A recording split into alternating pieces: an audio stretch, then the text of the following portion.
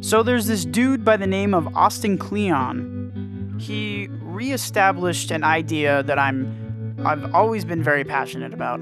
He talks about artists are just thieves. They find somebody that inspires them and then they rehash the idea and make it their own. And a lot of people don't understand this, but this Austin Kleon guy really explains it really well in this TED Talk.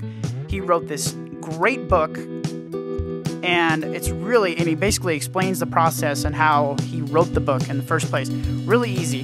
He loves newspapers. Basically, he grew up with them, loves them, gets them every day and reads them. I don't know. People like newspapers. That's why they're still around instead of just reading the computer. So he's looking at his computer one day trying to write a book, and he's like, wait a minute, I don't have any words in So here's what he does. He looks at the stack of newspapers nearby, and he thinks, hey, those are words. I'm getting words every day.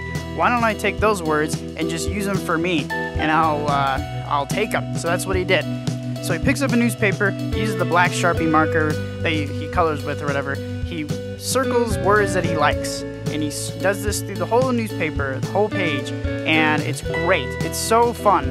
It looks like the coolest thing. So when he finds all the words that he likes, he takes the rest of the paper and he just scribbles it all out. And he said that was the most fun. He specifically explained how fun it was to write, X out all the other words. And I thought, that's something that really stuck with me. So he basically made a whole book about this. It's called Newspaper Blackout Poems. So he didn't write a story, he wrote poems. He took the words and he combined them together and he wrote a poem.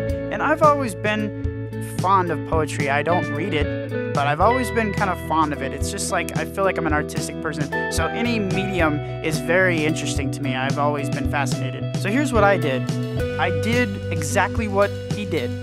I took the words and I made a poem with it. And I've never written a poem in my entire life. And recently I've been just writing stuff down, and it's really fun to get your stuff that's bumbling around in your head onto some paper or on a computer or saved in the internet or whatever. So I've been into Vice lately, the website. They've got these great documentaries, and I know it's a magazine, Vice magazine. So that's my impulse place to go look for an article. I didn't actually go, there's not a Vice newspaper.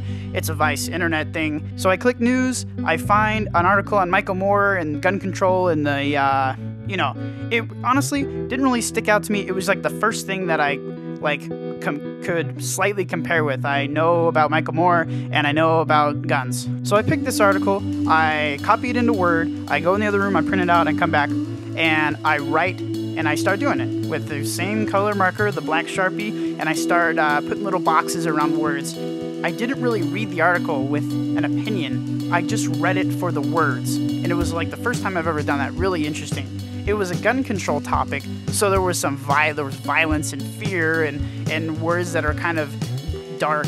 So I wrote it. I circled it and I X'd it out just like he did, and then I made a poem about it. Never done this before in my entire life. I don't know if it's any good, but it was really fun to make. And first thing I thought, okay, I did the exact same thing he did. What can I do to give my own twist to it? And at the same time, what can I do to spread the word about this idea? So I thought, hey, let's make a video about it. That's a really cool way to go. And I'm not really into this ranting style YouTube thing, but I feel like it's the best way to, I don't know, for me at the moment, to express this idea. So I wrote this poem, and I think it's pretty cool. Not that I think it's a good poem, but I think it's cool the creative process I went through to actually write it. And it's so fun to actually see your voice on paper. And it's going to be so fun to hear it when I'm done. To hear the words that I've already said and then listen to it. I don't know. That doesn't make sense to me. Maybe it'll make sense to you. So without further ado, here it is. This is a poem written by me entitled, "There Are Incredibly Good Killers Out There." There are incredibly good killers out there. They propagate from city to city, causing fear and sadness to characters in that city. Then their goals are psychologically imprinted in the history for generations to come. Who is imprinting this?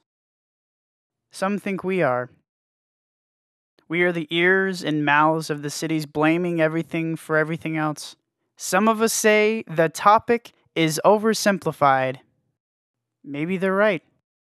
Correlation doesn't equal causation, I've been told. I try not to take a side.